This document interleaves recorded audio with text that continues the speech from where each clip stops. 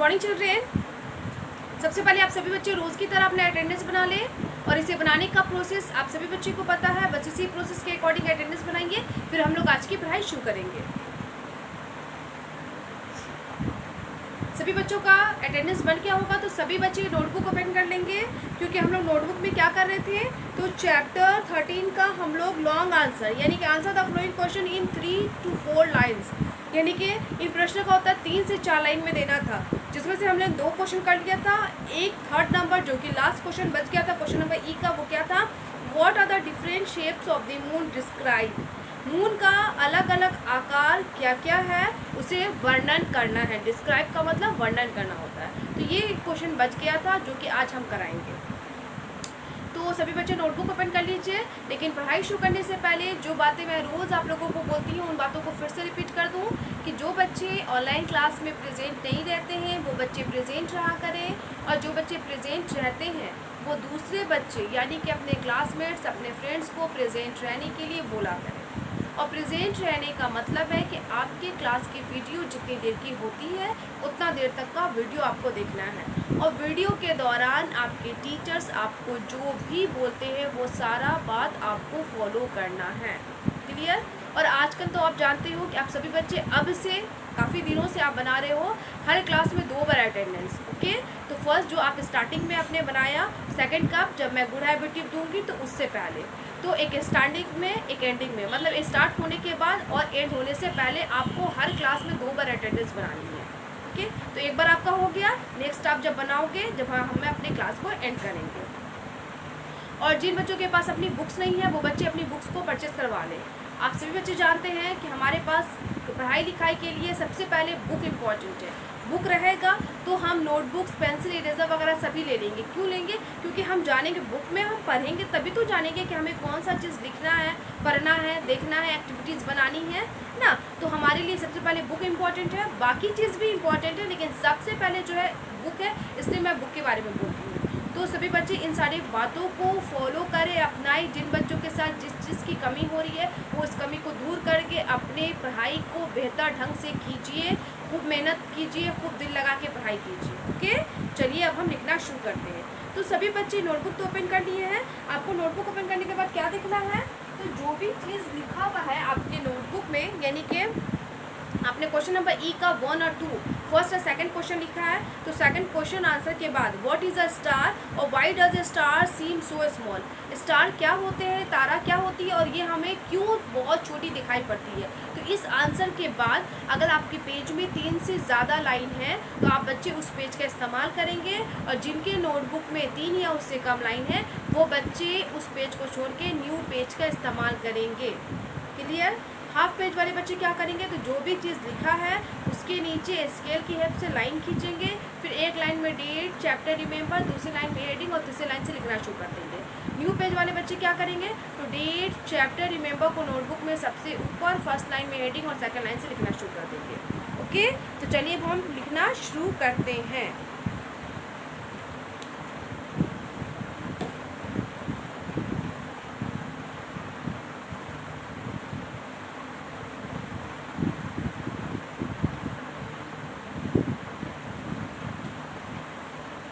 Question number ई है। Okay, तो question number ई का मैं हेडिंग नहीं लिख रही हूँ। क्वेश्चन नंबर ई है वो क्या है, answer the following question in 3 to 4 lines. इन प्रश्नों का उत्तर 3 से 4 लाइन में देना है। तो ये प्रश्न मैं नहीं लिख रही हूँ हेडिंग, मैं डायरेक्ट क्वेश्चन नंबर 3 लिख दे रही हूँ। ओके, क्योंक't हमारा आंसर थोड़ा बड़ा है तो बोर्ड पे नहीं आ सकता है, जिस वजह से मैं ये काम कर रही हूँ। तो आप लोग क्वेश्चन लिख लो पहले, व्हाट आर द, हालांकि हम क्वेश्चन की वाइट कर देंगे लेकिन मैं नोटबुक वाले बच्चे के लिए क्वेश्चन लिख रही हूँ। What are the different shapes of the moon describe.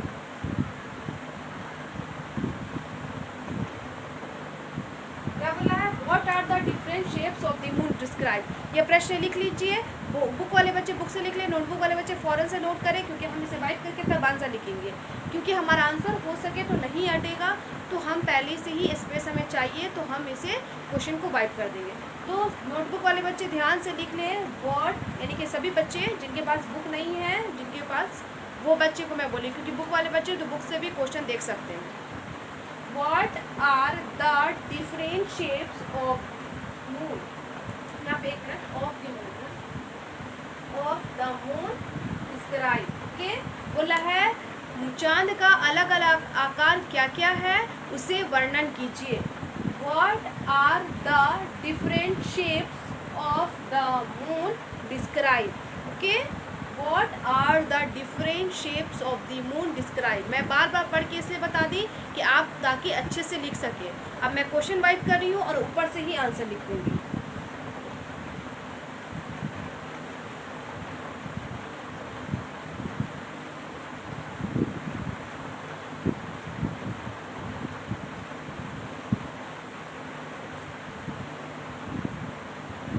हमारा आंसर है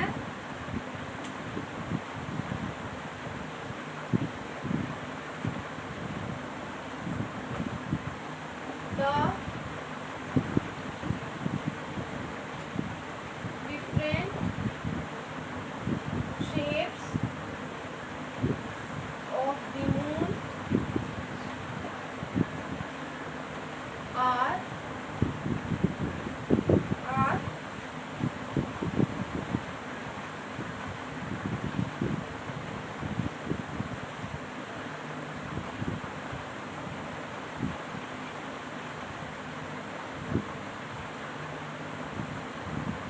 first when we do not see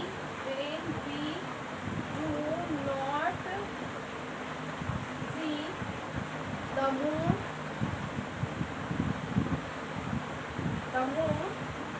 इधर से लिख रही हूँ at all,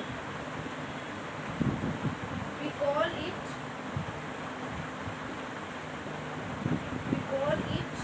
the new moon।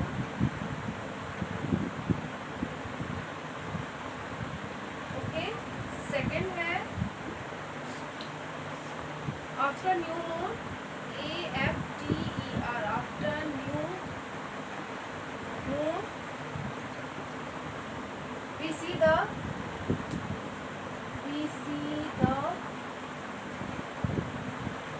moon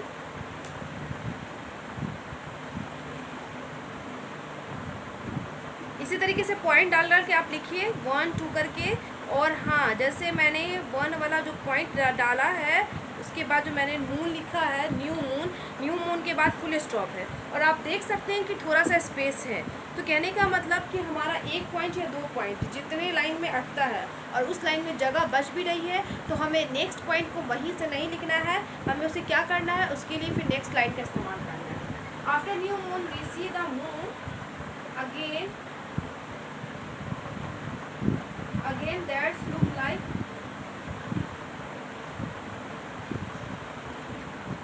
a bow,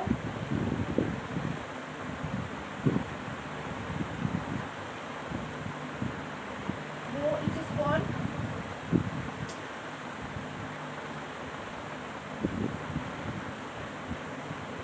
the crescent bow।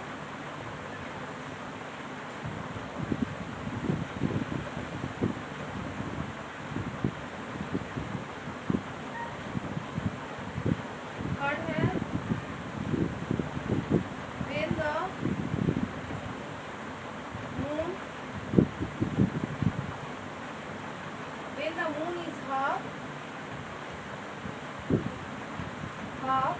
we call it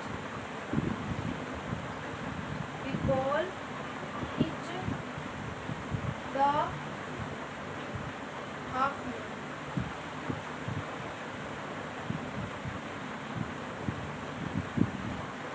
okay, अब point 4 है, यहाँ पर पॉइंट 4 तो नहीं हटेगा। ओके, तो आप पहले 1 2 3 पॉइंट देख लीजिए, फिर वाइप करके नेक्स्ट पॉइंट दिखाएंगे। तो हमारा आंसर क्या है, the different shapes of the moon are, moon का चांद का अलग अलग आकार है। First, when we do not see the moon at all, जब हमें चांद पूरी तरीके से नहीं दिखता है तो हम क्या कहते हैं, we call it we call it the new moon, तो हम उसे नया चांद कहते हैं।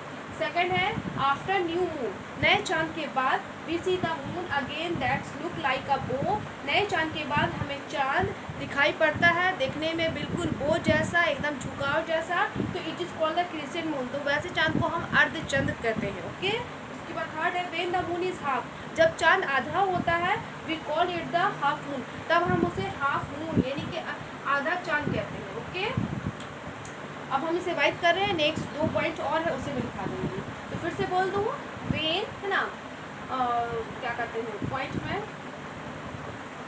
ये वाला लाइन रहने दूँगी, पॉइंट वाला लाइन पे इरेज करूँगी। तो फर्स्ट है when we do not see the moon at all we call it the new moon, जब हमें चांद बिल्कुल भी दिखाई नहीं पड़ता है तब हम कहते हैं कि नया चांद आने वाला है, यानी कि नया चांद होने वाला है। उसके बाद सेकंड है आफ्टर न्यू मून, नए चांद के बाद we see the moon again that's look like a bow, हम चांद को फिर से देखते हैं जो कि देखने में बिल्कुल बो जैसा होता है, तो हम उसे क्या कहते हैं, it is called the crescent moon, तो वैसा चांद अर्धचंद्र कहलाता है। ओके, यानी कि आधा से भी कम कहलाता है। उसके बाद है third when the moon is half, जब चांद पूरी तरीके से आधा होता है we call it the half moon, तब वो हाफ मून यानी कि आधा चांद कहलाता है। क्लियर?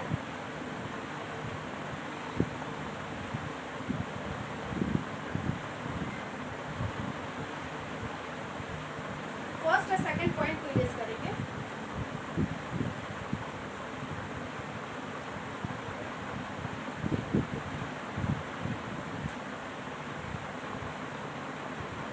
उसके बाद है थर्ड फोर्थ पॉइंट, क्या है when the moon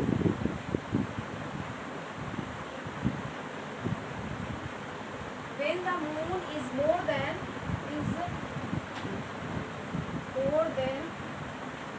half we call it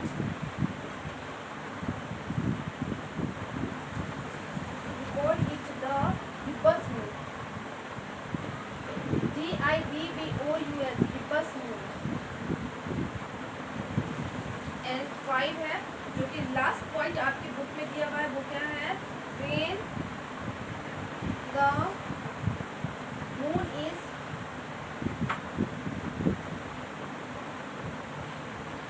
round in shape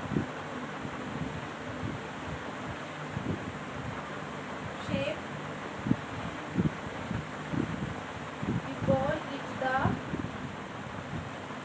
full moon।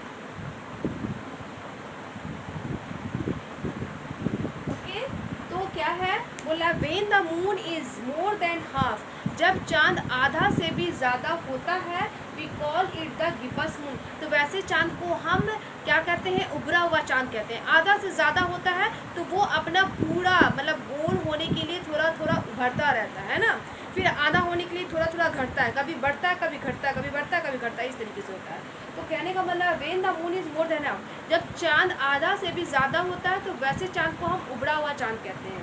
उसके बाद क्या है when the moon is round in shape, जब चांद पूरी तरीके से गोल आकार में हो जाता है तो वैसे चांद को हम फुल मून कहते हैं, इनके पूरा चांद कहते हैं। तो आपका क्वेश्चन क्या कह रहा था, तो आपके बुक में क्वेश्चन कह रहा था what are the different shapes of the moon describe, चांद का अलग अलग आकार क्या है उसे उसका वर्णन कीजिए। तो हमने क्या आंसर दिखाया, the different shape of the moon are, the different shapes of the moon are, चांद का अलग अलग आकार है। तो फर्स्ट हमने क्या लिखाया था, when we do not see the moon at all we call it the new moon, जब हमें चांद नहीं दिखाई पड़ता है तो वैसे चांद को हम नया चांद कहते हैं। उसके बाद सेकंड हमने क्या लिखाया था, after new moon we see the moon again that looks like a bow it is called the crescent moon, और नए चांद के बाद जब चांद क्या होता है दिखाई पड़ता है जो लेकिन देखने में बिल्कुल बो जैसा होता है, वैसे चांद को अर्धचंद्र कहते हैं। उसके बाद when the moon is half it we call it the half moon, जब चांद आधा होता है तो उसे हम आधा चांद कहते हैं। उसके बाद है when the moon is more than half, जब चांद आधा से भी ज़्यादा होता है we call it the gibbous moon, तो वैसे चांद को हम उबड़ा हुआ चांद कहते हैं। उसके बाद when the moon is round in shape, जब चांद अपने आकार में पूरी तरीके से गोल हो जाता है, we call it the full moon, तो वैसे चांद को हम फुल मून कहते हैं। ओके, तो हमारा क्वेश्चन नंबर ई जो है वो कंप्लीट हो गया। क्लियर? तो आप सभी बच्चे ध्यान दीजिए, क्वेश्चन नंबर ई कंप्लीट हो गया। बुक वाले बच्चे बुक में बनाएंगे तो पेज नंबर 93 ओपन कीजिए, और नोटबुक वाले बच्चे नोटबुक में ही इसी आंसर के बाद से लिखना शुरू कर देंगे। क्लियर? तो चलिए हम लिखना शुरू करते हैं। हम लोग क्वेश्चन नंबर सी करेंगे, यानी कि answer the flowing question in 1 और 2 वर्ड्स, वो वाला प्रश्न करेंगे।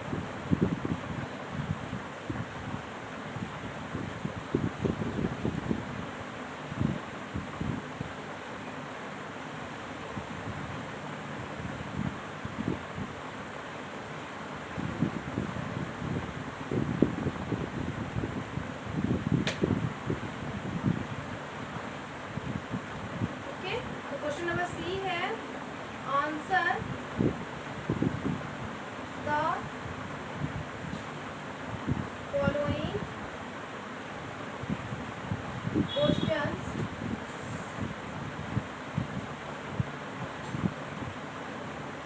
इन 1 और 2 वर्ड्स। बोला answer the flowing question in 1 और 2 वर्ड्स, इन प्रश्नों का उत्तर 1 या 2 शब्दों में देना है। तो पहले मैं लिख लेती हूँ, जितना आता है फिर समझाऊंगी। तो बुक वाले बच्चे बुक में ही लिखिएगा, नोटबुक वाले बच्चे क्वेश्चन नंबर जो 3 हमने लिखाया था कि मून का अलग अलग आकार, उसको वर्णन करना था, उसके बाद से ही लिखना शुरू कीजिएगा। फर्स्ट है, how many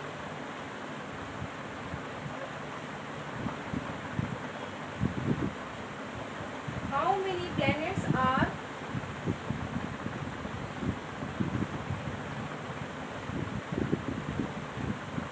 there in our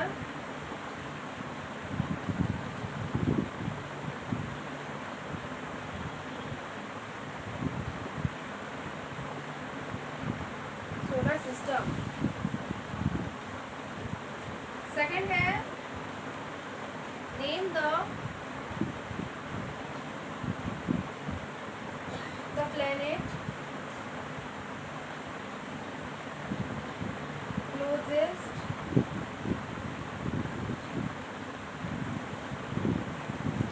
to the sun।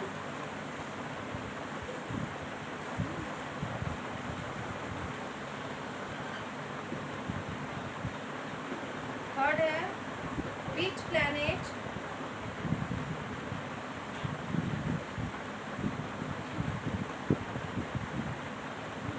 is known as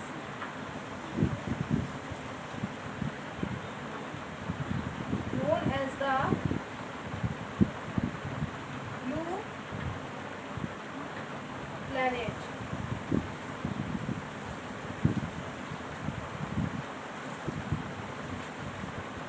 तो आप देख रहे हैं मेरा 3 ही अटा है, मैं लिखना बंद करके आपको समझा रही हूँ, तो सभी बच्चे ध्यान दें। यहाँ पे क्या है, how many planets are there in our solar system, हमारे सौर मंडल में। सोलर सिस्टम में मीनिंग क्या होता है, सौर मंडल या सौर परिवार। तो सौर मंडल या सौर परिवार में कितने ग्रह होते हैं, तो अपने चैप्टर में ही पढ़ा है, फिर हमने एक्टिविटीज़ भी की है कि सोलर सिस्टम में कितने प्लैनेट्स हैं। तो हम क्या लिख देंगे, 8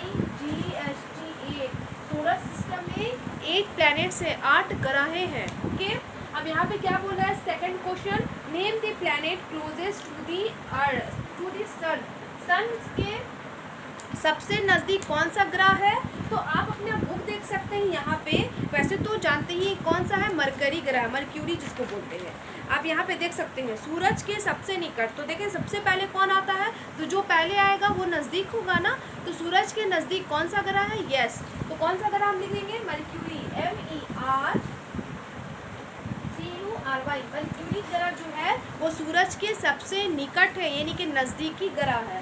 उसके बाद क्वेश्चन नंबर 3 है, which planet is known as the blue planet, है ना। जो सौर मंडल में 8 ग्रह है, तो उन 8 ग्रह में से ऐसा कौन सा ग्रह है जिसको ब्लू प्लैनेट यानी कि नीला ग्रह कहते हैं। तो सोलर सिस्टम में 8 ग्रह में से कौन सा ऐसा ग्रह है जो नीला ग्रह है, तो यस, उसमें किसे कहते हैं, अर्थ को, EARTH, अर्थ को, यानी कि पृथ्वी को। क्यों कहते हैं? क्योंकि पृथ्वी ही एक ऐसा ग्रह है जिसपे पानी है, और पानी होने के कारण ये नीला दिखाई पड़ता है। तो कहीं पे ग्रीन, कहीं पे है ना ब्लू। ग्रीन क्यों दिखाई पड़ता है? तो हरियाली के कारण। और नीला क्यों दिखाई पड़ता है? तो पानी के कारण। तो पानी इस ग्रह पे है, इसीलिए इस ग्रह को नीला ग्रह कहते हैं। ओके, तो हमारा क्वेश्चन नंबर सी का 1 2 3 कंप्लीट। फिर से एक बार समझाओ, फिर वाइप करके क्वेश्चन नंबर हम क्या करेंगे, इसी क्वेश्चन नंबर सी का 4 और 5 करेंगे। तो यहाँ पे how many planets are there in our solar system, हमारे सौर मंडल में कितने ग्रह हैं? तो 8 है, EIGST 8, यानी कि 8 ग्रह है। कौन कौन है? Mercury, Venus, Earth, Mars, Jupiter, Saturn, Uranus and Neptune. Okay, second है name the planet closest to the sun, सूरज के सबसे नज़दीक कौन सा ग्रह है? तो सूरज के सबसे नज़दीक मर्क्यूरी ग्रह है, MERCURY, मर्क्यूरी। उसके क्वेश्चन नंबर 3 है which planet is known as the blue planet, कौन से ग्रह को नीला ग्रह कहते हैं? तो अर्थ को, EARTH, अर्थ मीन्स पृथ्वी, पृथ्वी को नीला ग्रह कहा जाता है, याद रखिएगा। ओके, अब वाइप करियो, नेक्स्ट क्वेश्चन उसे लिखा दूंगी।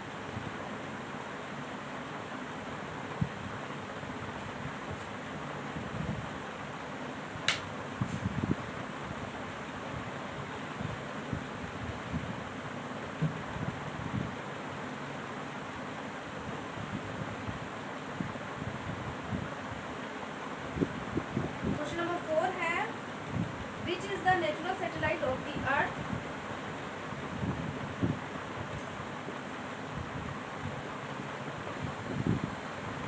विच is the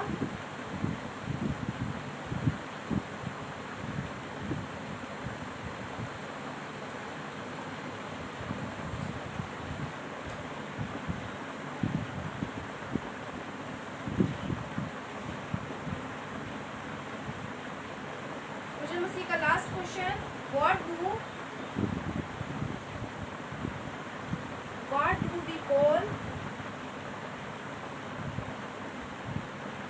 call it when there is no moon in the sky,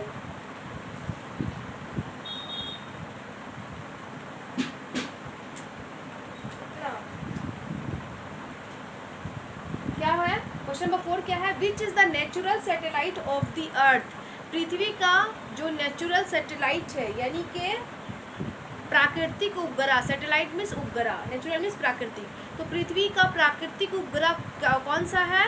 तो आपने पढ़ा ही है बुक में कि प्राकृतिक उपग्रह एक ही है, वो कौन है? तो वो क्या है?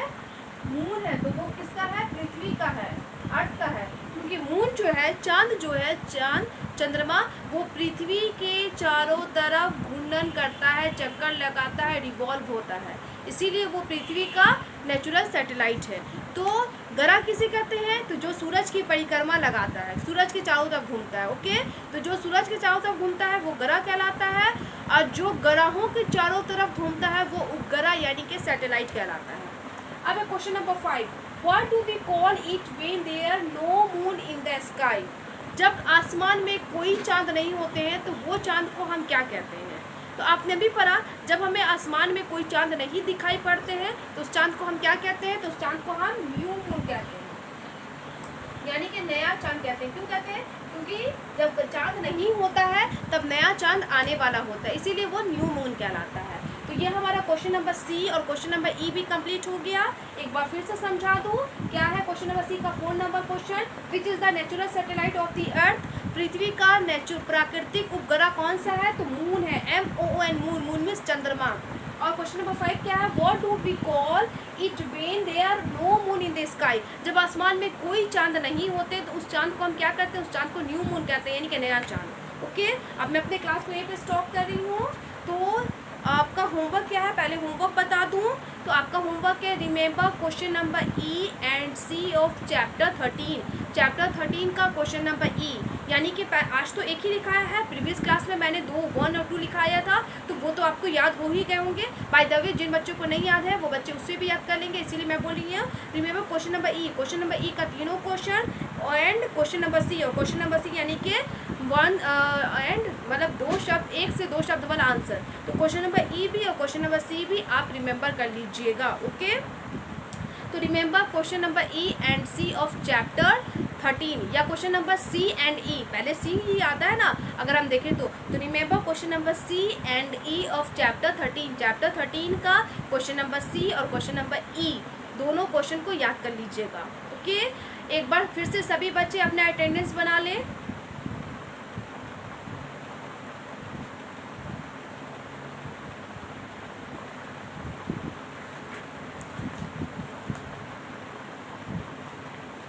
सभी बच्चों का अटेंडेंस बन क्या होगा, तो सभी बच्चे मेरी तरफ ध्यान देंगे। अब मैं आपको गुड हैबिट दूंगी और हमारा गुड हैबिट है वो है आज क्लीनिनेस का, साफ सफाई का, स्वच्छता का। तो साफ सफाई के लिए हमें क्या करना है, तो आज है जो कि मोस्ट इंपॉर्टेंट है वो क्या है, we must clean our ears and nose regularly. क्या बोला है, we must clean our ears and nose. हमें अपने ईयर्स को, अपने कानों को और अपने नोज, अपने नाकों को नियमित रूप से साफ करना चाहिए। ओके, क्यों, देखिए हम बार बार बोलते हैं अपने हाथों को धो, चेहरे को धो, मुंह को धो, पैर हाथ को धो, है ना, पैर को भी धो, लेकिन हम कान और नाक को नहीं बोलते हैं। हालांकि इसकी भी सफाई होती है। आप नहाते हैं, मुंह धोते हैं ना, तो जब मुंह धोए तो नाक में पानी डाल लें, कान में उंगली डाल के उसे साफ कर लें, बहुत अंदर तक नहीं पर हाँ, तो हमें कानों को अच्छे से साफ करना चाहिए, नाक को साफ करना चाहिए, ताकि जो गंदगी है तो हम मुंह धोएं या नहाएं उस दौरान ही साफ कर लें। बाद में हमारे नाक में गंदगी लग गई है या कान में, अगर हम कहीं पे बैठ जाते हैं या कोई इंसान देख ले तो वो घिना जाता है। तो हमें अपने शरीर की पूरी तरीके से सफाई करनी है, मतलब इंटरनल पार्ट भी एक्सटर्नल पार्ट भी। इंटरनल पार्ट, एक्सटर्नल पार्ट हाथ मुंह की तो सफाई करते हैं, इंटरनल पार्ट कौन हो गया, नाक कान, इसके अंदरूनी के हिस्से को हमें साफ करना है। और कान के लिए एक बड आते हैं, ईयरबड आते हैं, ठीक ना, उस ईयरबड से हमें कानों की सफाई करनी है, वो कॉटन बड कहलाता है, ईयरबड कहलाता है। ओके, तो एक स्ट्रॉ रहता है, दोनों तरफ कॉटन लगे रहते हैं, रुई, उसी से कान साफ करना होता है। आप छोटे बच्चे खुद से नहीं कीजिए, मम्मी को बोलिएगा साफ कर देंगे, और मम्मी करती भी होगी, आप ही नहीं करवाते होंगे ना। इसीलिए हमें क्या है, गुड हैबिट क्या फॉलो करनी है, we must clean our ears and nose regularly. हमें नियमित रूप से अपने कानों को और नाक को साफ करना है और साफ करना चाहिए। इस गुड हैबिट को फॉलो कीजिएगा। जो होमवर्क मैंने रिमेंबर करने को दिया है, क्वेश्चन नंबर सी एंड ई दोनों को याद कीजिएगा, और जो भी चीज़ मैं आपको बोलती हूँ उसे फॉलो कीजिए। आज के लिए इतना ही, थैंक यू ऑल।